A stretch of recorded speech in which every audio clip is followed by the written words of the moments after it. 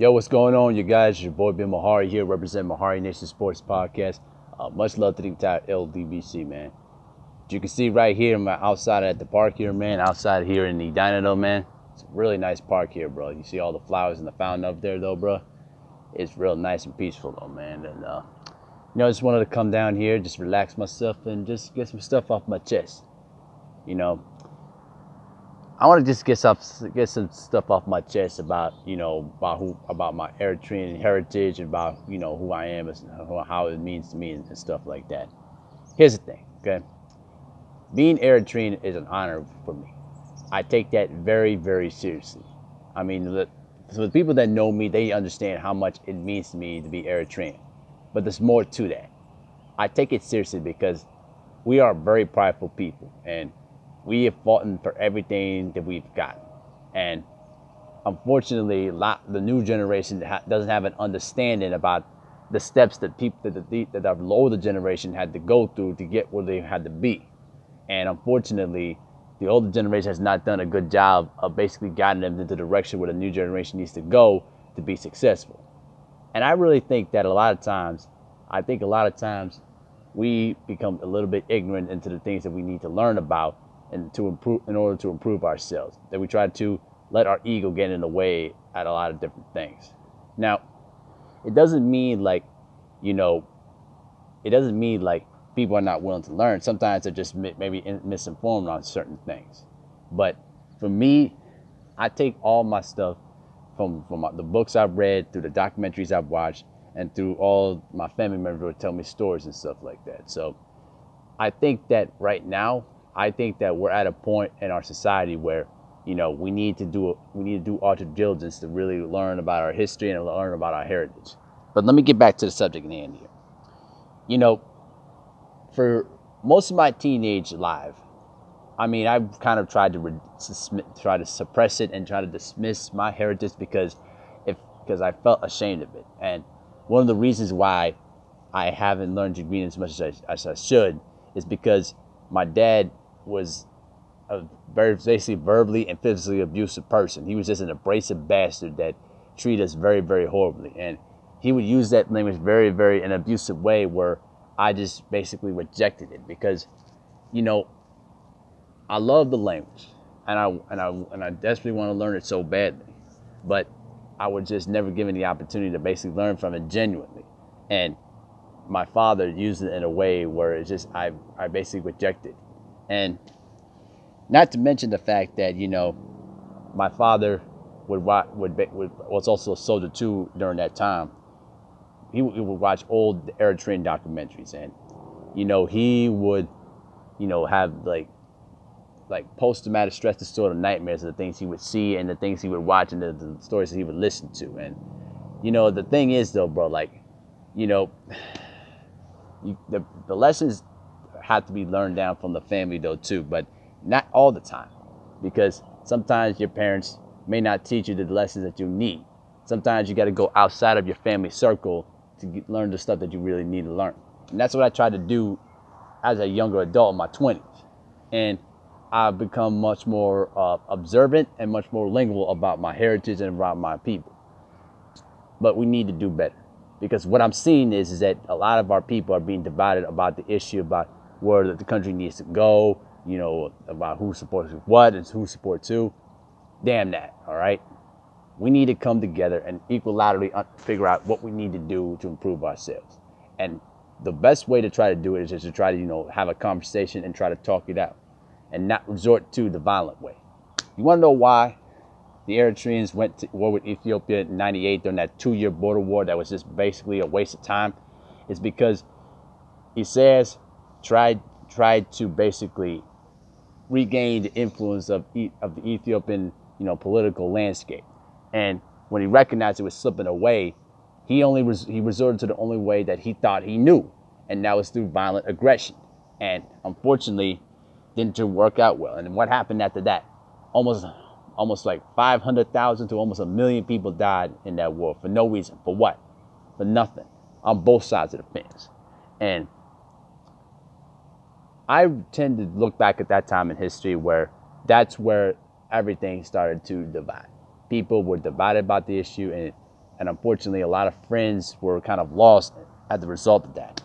And so I was kind of oblivious and, ignorant towards this propaganda at the time, because during that time in 98, I was like, what, between 6 to 8. And so I fell for that stuff though too, but it was only because I was a kid. But now, me being at 27 at this current stage, I look back at that time, which was a very, very sad time for Eritrea, and unfortunately, a lot of people lost their lives over it. And now you can't even express the issues that are going on in the country without being arrested, without being tortured, without being jailed or even executed. And it's a damn shame. And I try to, at this stage, try to install my wisdom towards the younger youth at a very, very young age, to try to, guide them and try to, implement my own experiences and my own lessons that I've learned, to try to make sure that they don't make the same mistakes that I made. And what I try to take pride is that, I try to take pride in the fact that if I could help like a young Eritrean, Ethiopian, Somali, whatever, make better decisions when they get older at my stage and be productive people in their society, then I know in my heart that I have done something real, real good that will help me cleanse from the mistakes I made in my life. And so that's what being Eritrean to me is all about. And plus, anytime I've worn the Eritrean colors on my jersey with the Chicago Bulls one, or through the dog tags I would wear, is basically what I mean. I mean what I say when it comes to my Eritrean heritage, because I love it and I breathe through it. But it doesn't mean I'm ignorant to what's going on, because I know the problems that are going on in the country. And unfortunately, Eritrea does not get the attention that it does, because that's basically an African country, and not a lot of people give a crap about Africa in general. So I try to, keep myself informed on what's going on. And I try to ask my mom through translation what's going on in the country though too. So I don't keep myself out of the circle. I try to keep myself in the circle. And when anyone tries to, blitz me to say I don't know what I'm talking about, I hit them with the facts, and they're stunned about it, because they didn't respect a person like myself at the statue of my intellect, to basically preach about some of the facts that I've been spinning out on people, and they would get shocked about that. And that's what I try to do a lot. But my point that I'm trying to make to y'all is this: I'm not no activist. I don't try to be. I just try to be a positive person, and I try to install my wisdom on people. And if I could help a young person, make better decisions for themselves and try to go outside of their norm to be better people, then I've done my job. And that's what, to me, being Eritrean is all about, And also, we got beautiful people too. Just on a little side note. But yeah, those are the things that I take pride in a lot. And hopefully that, as the generations come on, the new generation can rise up, not become divided, but basically equalize. We work together to rebuild the country and formulate a constitution where every person in the country, can follow and agree to. You can't just have a constitution and just basically can't say we want this and this and this and that. You gotta come in with a game plan, and you gotta come in with basically guidelines and basic principles you have to follow through, and then talk about how you're gonna build the land by the laws and what you want to follow on. You know what I mean? Something that America should take notes on right now, because they ain't following anything at this point. So, but yeah, that's just pretty much what I feel about the thing. And I love listening to Eritrean music. I try to be vigilant about what I listen to, because some of it's also propagandic stuff though too. So, I try to make sure that if I see something that I don't like to listen to, I just try to skip through it. But being Eritrean is a really prideful thing. That's why I keep the flag at my house, and I try to keep, the dog tags I have at my disposal, because those are the most important things that mean to me. You know what I'm saying? But I just want to get this through my system, so that way y'all can understand my perspective on things. I know different than most people, but I accept that. But at the end of the day, I take pride in that. And anytime I played any sport, I always keep the Eritrean flag with me in my locker or in my bag because I remind myself of what I'm playing for. And when I'm in that competition mode, I feel like I'm playing out there for those people that risk their lives to provide a new future for people like me. And so that's what I do it for. That's why I play basketball all the time and take pride in it though too, and try to read the history of basketball though too.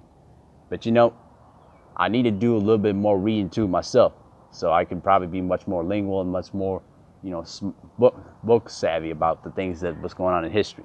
But I like to read the uncut history too, because a lot of people like to rewrite some of the stuff that, you know, that probably is, they think they're true, but some of the stuff in there is not true at all.